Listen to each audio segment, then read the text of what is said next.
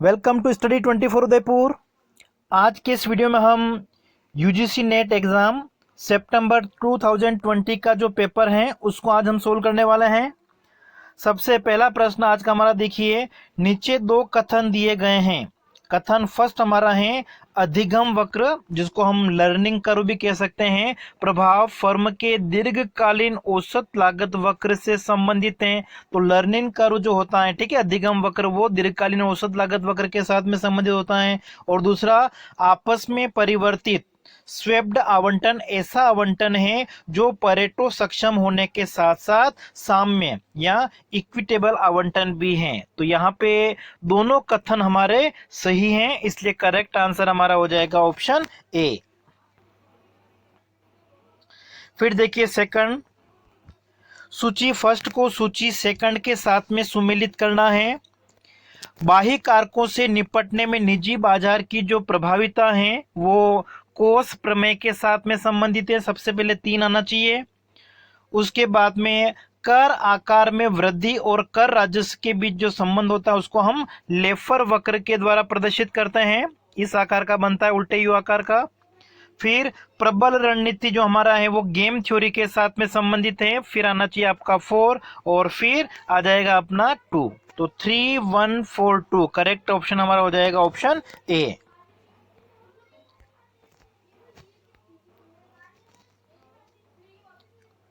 फिर नेक्स्ट देखिए,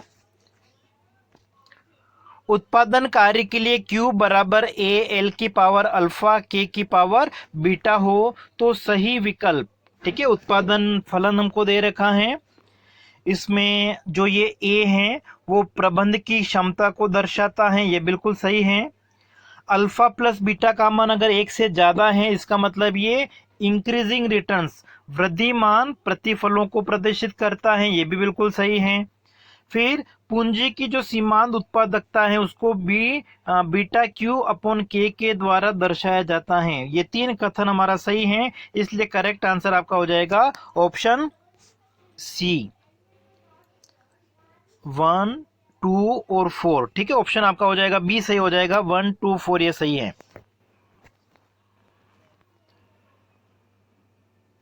फिर नेक्स्ट है, बाजार में असममिति सूचना की उपस्थिति से, ठीक है। असममिति सूचना मतलब अगर पूर्ण सूचना उपलब्ध नहीं होती है तो इसी स्थिति में क्या होगा, एडवर्स सिलेक्शन होता है, नकारात्मक चयन और प्रधान अभिकर्ता की समस्या, ये 2 समस्याएं उत्पन्न हो सकती हैं। तो करेक्ट आंसर इसमें हमारा हो जाएगा ऑप्शन सी।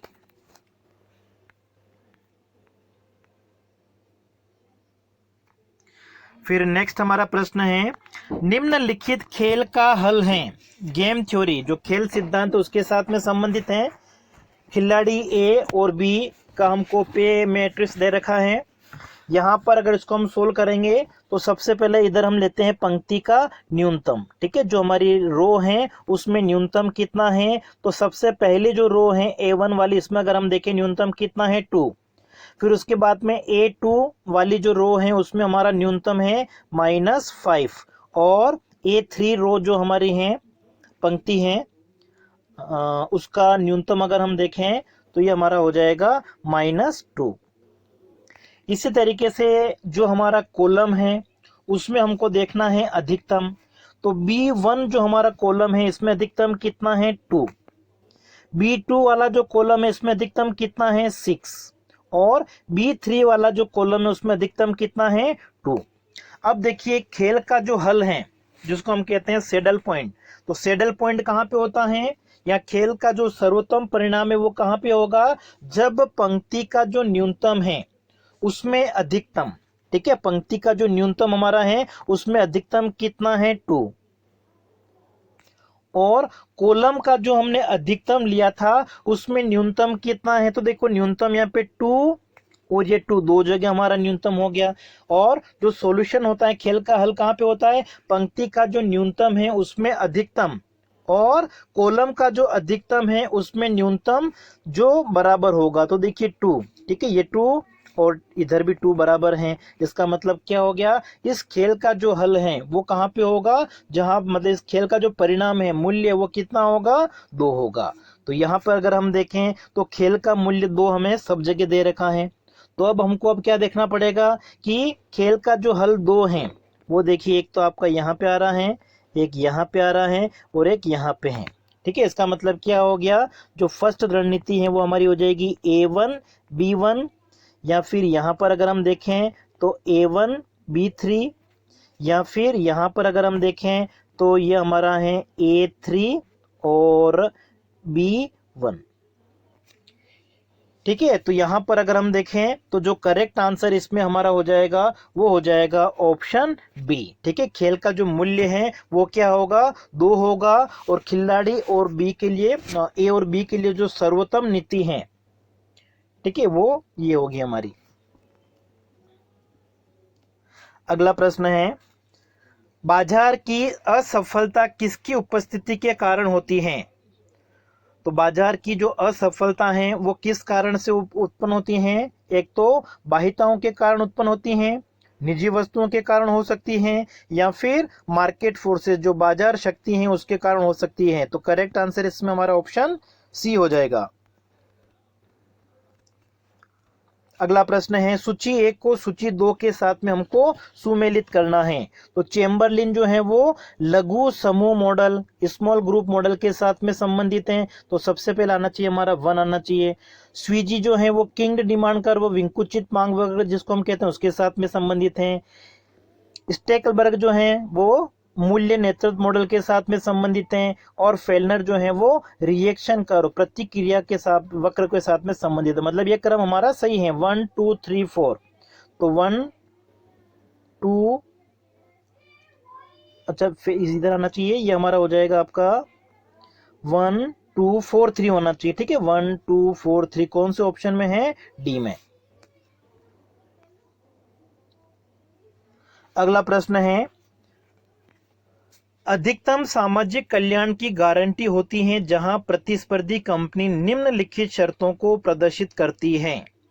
तो अधिकतम सामाजिक कल्याण के लिए क्या जरूरी है, जो MRPT है वो PX/PY के बराबर होने चाहिए, और सीमांत लागतों का जो अनुपात है वो भी बराबर होना चाहिए। तो ये हमारा जो फर्स्ट ऑप्शन है वो सही आंसर रहेगा। अगला प्रश्न है, नीचे 2 कथन दिए गए हैं, एक को अभिकथन ए और दूसरे को तर्क आर कहा गया है। तो यहाँ पर अगर हम देखें, सबसे पहला जो हमारा अभिकथन है वो क्या है, किसी संकुचन वक्र, कॉन्ट्रैक्ट कर्व जो होता है कि कतिपय बिंदु की तुलना में संकुचन वक्र के ऊपर का बिंदु अधिक फलोदात्मक होता है। नहीं, ऐसा नहीं होता है। और तर्क हमको दे रखा है, संकुचन वक्र बिंदुओं के बिंदु पथ को निरूपित करता है जहां 2 वस्तुओं के बीच प्रतिस्थापन की सीमांत दर दोनों व्यक्तियों के लिए समान होती है। ये सही है। इसका मतलब ये जो हमारा अभिकथन था वो गलत है, और जो तर्क दे रखा है वो सही है। तो करेक्ट आंसर इसमें से हमारा हो जाएगा ऑप्शन डी। अगला है, श्रम मांग वक्र में वामावर्ती विचलन।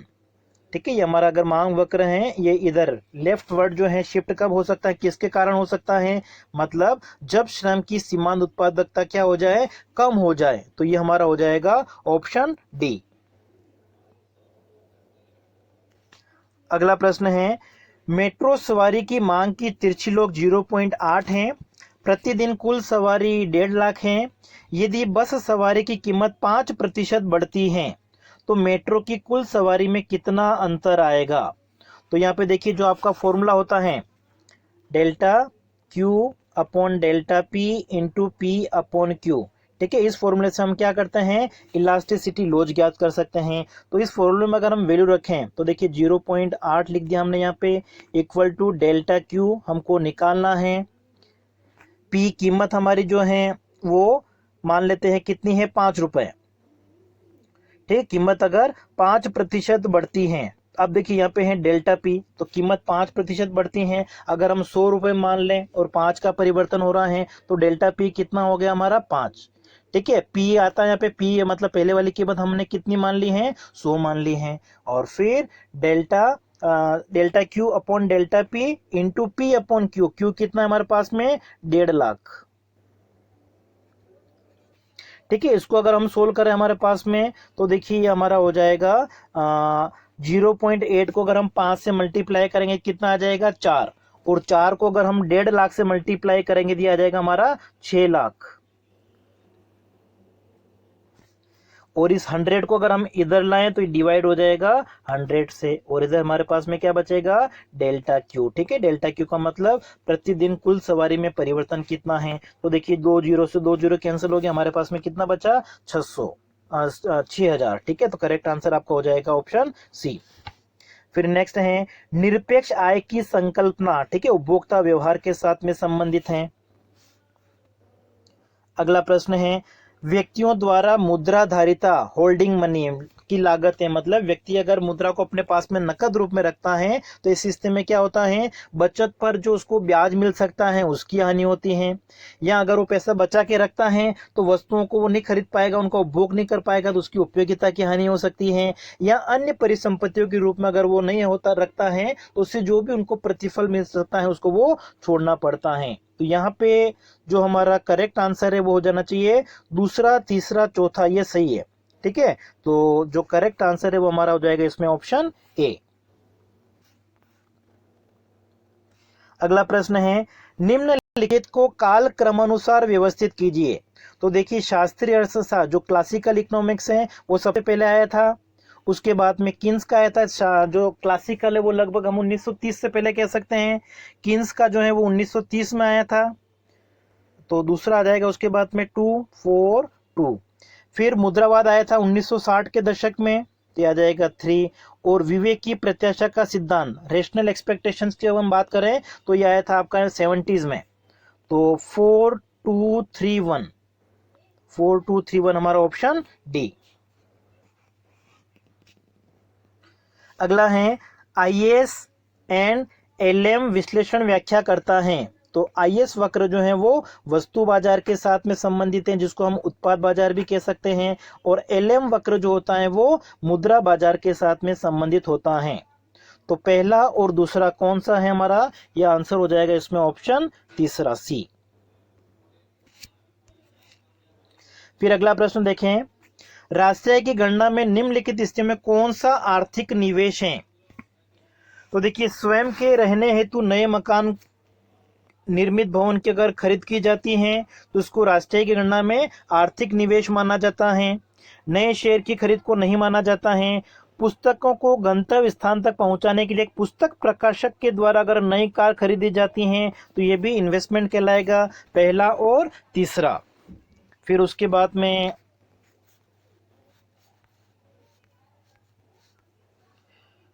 एक और पॉइंट दे रखा है इसमें, पहला और तीसरा हमारा सही था। गृहस्थ द्वारा नई कार की खरीद की जाएगी जिसको सम्मिलित नहीं किया जाता है। तो पहला और तीसरा, इसका मतलब हमारा आंसर कौन सा हो जाएगा, ऑप्शन डी। अगला प्रश्न है एक अर्थव्यवस्था के लिए दिए गए आंकड़ों के अनुसार आय का संतुलन स्तर क्या है। तो आय का जो संतुलन स्तर है वो ज्ञात करने के लिए हम समीकरण का प्रयोग करेंगे, y equal to C plus I plus G plus X minus M होता है। अब टैक्स अगर दे रखा होता है तो कंजप्शन जो होता है उपभोग उसमें से हम टैक्स को माइनस कर देते हैं। तो यहाँ पे देखिए आपका ये हो जाएगा y बराबर 50 प्लस 0.8। अब देखिए टैक्स कितना दे रखा है 20%, तो 20% का मतलब 20/100, और 20/100 का मतलब कितना हो गया 0.2। तो 0.2 को हम माइनस कर देंगे, ठीक है, इनकम में से टैक्स लगेगा उसको माइनस कर दिया, प्लस हमारा हो जाएगा आई कितना है 100, और प्लस जी कितना है 30। इसको अगर हम आगे सोल्व कर रहे हैं तो ये हमारा हो जाएगा y बराबर 180, ठीक है, 50 प्लस 100 प्लस 30 किया हमने 50 और 30 कितने हो गए 180 प्लस। अब देखिए ये ब्रैकेट के अंदर देखो एक y है और इसमें से अगर यहाँ पे 0.2 y आएगा साथ में, अगर 0.2 y को माइनस कर दें कितना बचेगा ब्रैकेट के अंदर 0.8 y बचेगा, ठीक है। यहाँ पर अगर हम इसको सोल्व करेंगे तो कितना बचेगा 0.8 y, और 0.8 y को अगर हम 0.08 से मल्टीप्लाई करेंगे तो ये कितना हो जाएगा 0.64 y। अब देखिए y वालों को अगर हम इधर एक तरफ ले लें तो y माइनस हो जाएगा ये 0.64y इक्वल टू कितना होगा 180। अब देखिए हमारे पास में एक y है, इसमें से अगर हम 0.64y को माइनस करेंगे तो हमारे पास में कितना बचेगा 0.36y। ठीक है 0.36y बचेगा, 0.36y बराबर कितना है 180। ठीक है, इसको आप नोटबुक में लेके सोल्व कर सकते हैं। तो y इक्वल टू कितना हो जाएगा 180 अपॉन 0.36, और इसको अगर हम सोल्व करते तो हमारे पास में कितना आना चाहिए 500 आएगा। तो करेक्ट आंसर हमारा हो जाएगा ऑप्शन सी।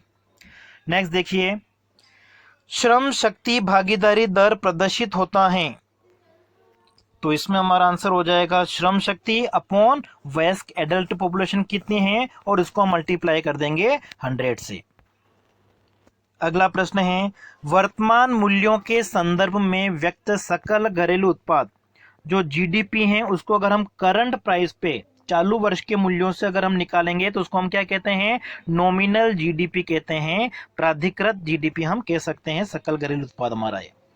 अगला है, निम्नलिखित समीकरणों में से राष्ट्रीय आय की पहचान का प्रतिनिधित्व कौन करता है, तो y बराबर c plus I plus G plus X minus M. इन चारों घटक को हम सम्मिलित करेंगे, उपभोग व्यय को, निवेश व्यय को, सरकारी व्यय को और शुद्ध निर्यात व्यय को। तो करेक्ट आंसर हमारा इसमें हो जाएगा केवल तीसरा।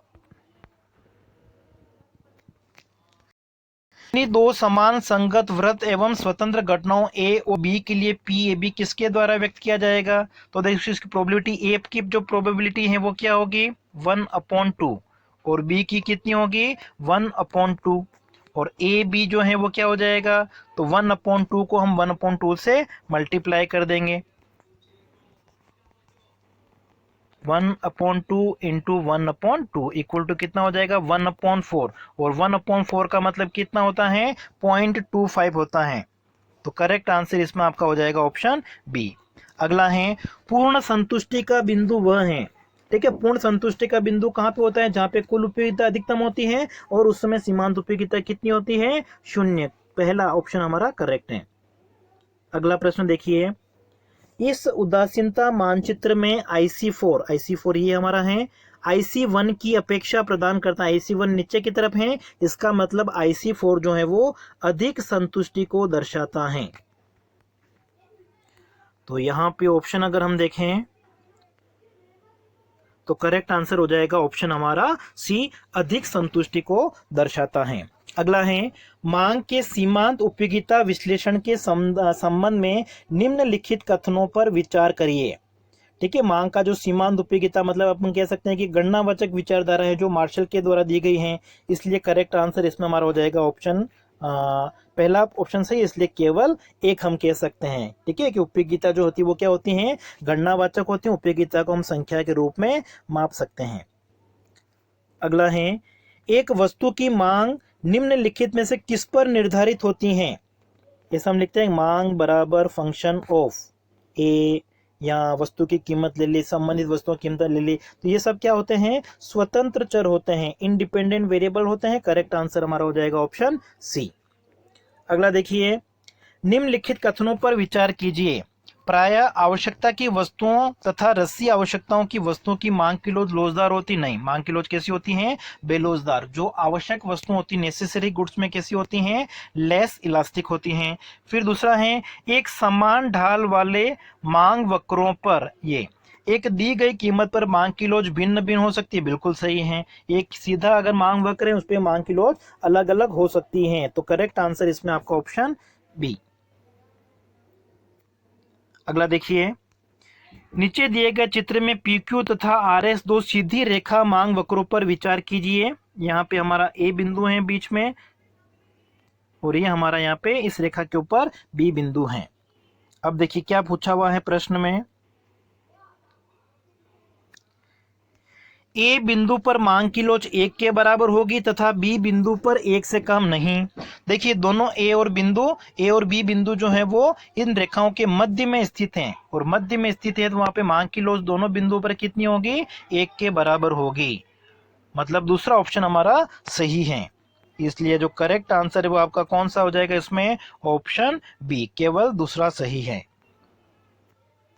नेक्स्ट है, पूर्ति का विस्तार होता है, एक्सटेंशन ऑफ सप्लाई या एक्सपांशन ऑफ सप्लाई जो हम कहते हैं वो किस वजह से होता है, जब वस्तु की कीमत अगर कम हो जाए। सॉरी, ये मांग वक्र बना दिया मैंने, पूर्ति के बारे में है, ठीक है। वस्तु की कीमत ओ से लेकर पी है, उसमें पूर्ति कितनी है, ओ से लेकर क्यू। जब कीमत बढ़ के P1 हो जाए तो कीमत बढ़ने से पूर्ति बढ़ गई है, कितनी हो गई, क्यू से Q1। तो ये पूर्ति जो बढ़ी इसको हम क्या कहते हैं, पूर्ति में विस्तार कहते हैं। तो ये किस कारण से होता है, वस्तु की कीमत में वृद्धि के कारण। वस्तु की कीमत बढ़ने से अगर पूर्ति बढ़ती है तो उसको हम क्या कहेंगे, पूर्ति में विस्तार। करेक्ट आंसर हमारा ऑप्शन ए।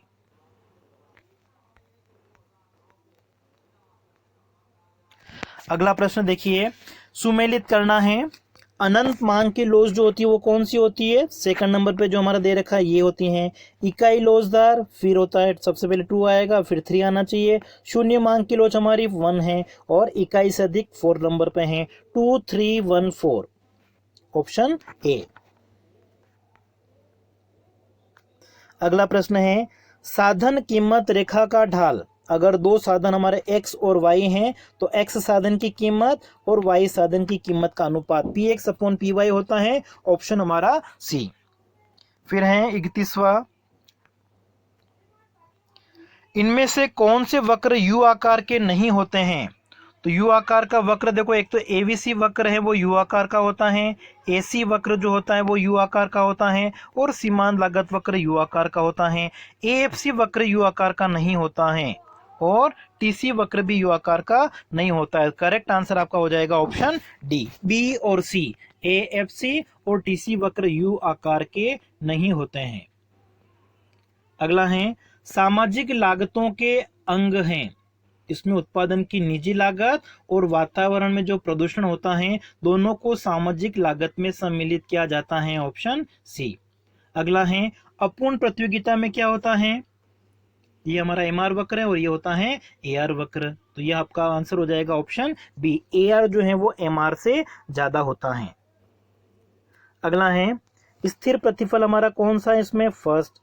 वर्तमान प्रतिफल ये हमारा है, और घटता प्रतिफल हमारा ये है। तो यहाँ पे जो आपका आंसर हो जाएगा, क्रम हमको सही दे रखा है 1 2 3, ऑप्शन हमारा ए। अब देखिए इस चित्र को हमको देखना है। इस चित्र में अगर हम देखें तो ये जो बी हमारा है वो किसको दर्शा रहा है, औसत परिवर्तनशील लागत को। सी जो है वो किसको दर्शा रहा है, औसत लागत को। और ये हमारा है सीमांत लागत वक्र है। और ये एक तरह से किसको दर्शा रहा है, डी से लेकर ई तक ये जो है वो दर्शा रहा है औसत लागत और औसत परिवर्तनशील लागत के बीच में अंतर को, ठीक है, जिसको हम क्या कहते हैं, एएफसी। ये औसत स्थिर लागत है हमारी, इन दोनों के बीच में जो गैप है वो।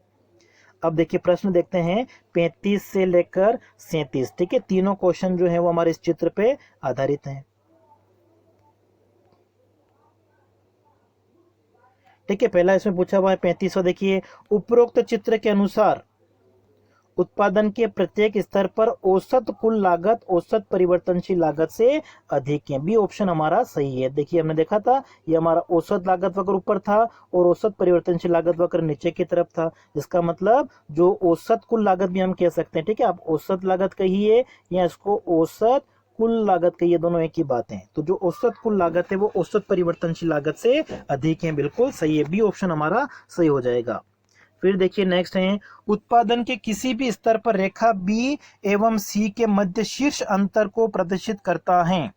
अभी मैंने बताया था कि ये जो हमारा डायग्राम है ये हमारा एसी वक्र है और ये हमारा एएफसी है, सॉरी एवीसी है। इन दोनों के बीच में ये जो अंतर है, गैप है, ये किसको दर्शाता है, औसत स्थिर लागत को दर्शाता है। करेक्ट आंसर हमारा ऑप्शन डी हो जाएगा इसमें।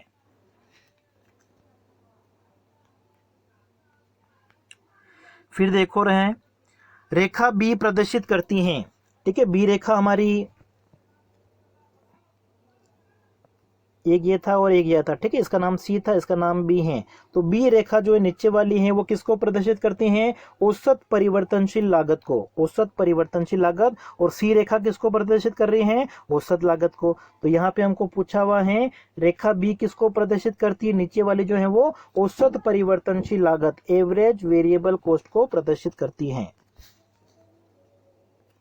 अगला प्रश्न है, पूर्ण प्रतियोगिता में फर्म और उद्योग दोनों के ही दीर्घकालीन संतुलन की दशा में, तो देखिए औसत लागत वस्तु की कीमत, सीमांत आगम, सीमांत लागत, दीर्घकालीन सीमांत लागत ये बराबर होते हैं। फिर तीसरा ऑप्शन ये भी हमारा सही लग रहा है, चौथा ऑप्शन ये भी सही लग रहा है, 1 3 4। तो 1 3 4 आपका कहाँ पे है, ऑप्शन डी में है। फिर देखिए 39, उद्योग तथा फर्म में संतुलन तब स्थापित होता है, ठीक है, संतुलन का मतलब क्या हो गया, ऐसी स्थिति जिसमें परिवर्तन नहीं होता है, परिवर्तनशील प्रकृति नहीं हो, ऑप्शन हमारा ए।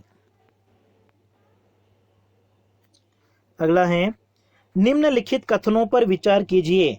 एकाधिकार बाजार में किसी वस्तु की हर अन्य वस्तु के साथ मांग की प्रतिलोच बहुत कम होती है, क्योंकि एकाधिकार में किसी भी वस्तु की जो एकाधिकार में जो वस्तु उत्पादित की जाती हैं उसकी कोई स्थानापन्न उपलब्ध नहीं होती है। और एकाधिकार का मांग वक्र क्षैतिज समानांतर होता है, ऐसा नहीं, ऐसा पूर्ण प्रतियोगिता में होता है।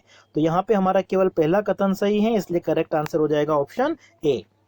अगला है, प्रतिनिधि फर्म से संबंधित किस अर्थशास्त्री ने अपने विचार दिए, प्रतिनिधि फर्म के बारे में विचार दिए हैं मार्शल ने, ठीक है। मार्शल ने क्या बताया कि प्रतिनिधि फर्म ऐसी होती हैं जिसका जीवन लंबा होता है, पर्याप्त उसको सफलता प्राप्त होती है, जिसका प्रबंध एक सामान्य योग्यता से किया जाता है और जो आंतरिक और बाह्य बचतें प्राप्त करती है, उसको हम क्या कहते हैं, प्रतिनिधि फर्म कहते हैं, रिप्रेजेंटेटिव फर्म। अगला है, सुमेलित करना है यहाँ पे, प्रकट अधिमान सिद्धांत जो है वो दिया था सैमुअलसन ने। तो सबसे पहला हमारा आना चाहिए 4। आभासी लगान, क्वाजी रेंट का जो कंसेप्ट वो दिया था मार्शल ने। प्रतिस्थापन की लोच मिन्हाज के साथ में संबंधित हैं। और सामाजिक कल्याण फलन, सोशल वेलफेयर फंक्शन जो है वो बर्गसन का है। 4 3 2 1, तो ये आंसर हमारा हो जाएगा बी ऑप्शन।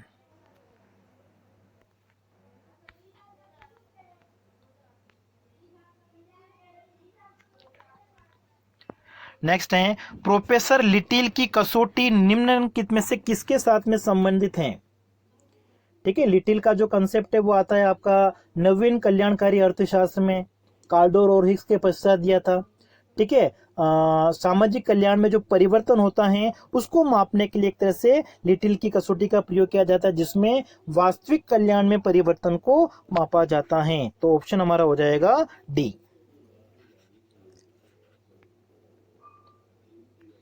अगला प्रश्न है, निम्नलिखित कथनों पर विचार कीजिए।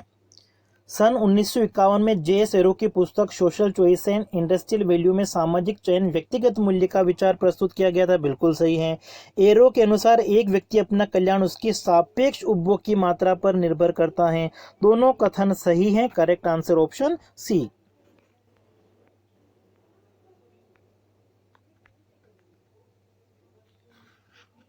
अगला है, भारत में राष्ट्रीय आय का प्राकलन तैयार किए जाते हैं केंद्रीय सांख्यिकी कार्यालय के द्वारा। ऑप्शन हमारा हो जाएगा ए, केंद्रीय सांख्यिकी कार्यालय। नेक्स्ट है, निम्नलिखित कथनों पर विचार कीजिए। बाजार नियम के अनुसार बचत विनियोग का संतुलन ब्याज दर लोच द्वारा स्थापित होता है, बिल्कुल सही है, ठीक है। बाजार नियम मांग और पूर्ति की शक्तियों के आधार पर हम देखें तो बचत और निवेश में समानता वो किसके आधार पर होगी, ब्याज की दर के आधार पर होती हैं। और दीर्घकालीन बेरोजगारी मजदूरी दर स्थिर रखकर दूर की जा सकती है, ये कथन गलत है। पहला कथन हमारा सही है, ऑप्शन हमारा हो जाएगा ए।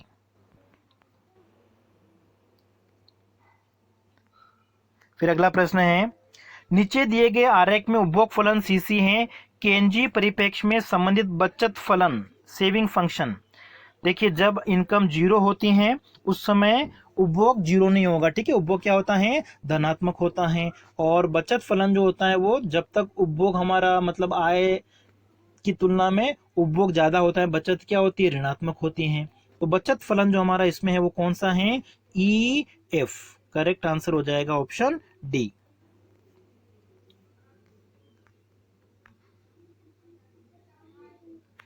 नेक्स्ट है सुमेलित करना है।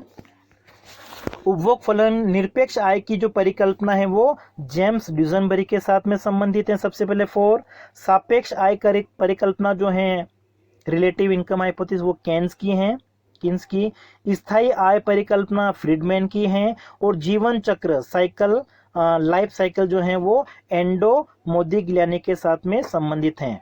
तो देखिए जो सही क्रम है हमारा, सबसे पहले आना चाहिए 4, फिर आना चाहिए 1, फिर आना चाहिए 2 और फिर आना चाहिए 3। 4 1 2 3, 4 1 2 3 कहाँ पे है, ऑप्शन सी हमारा।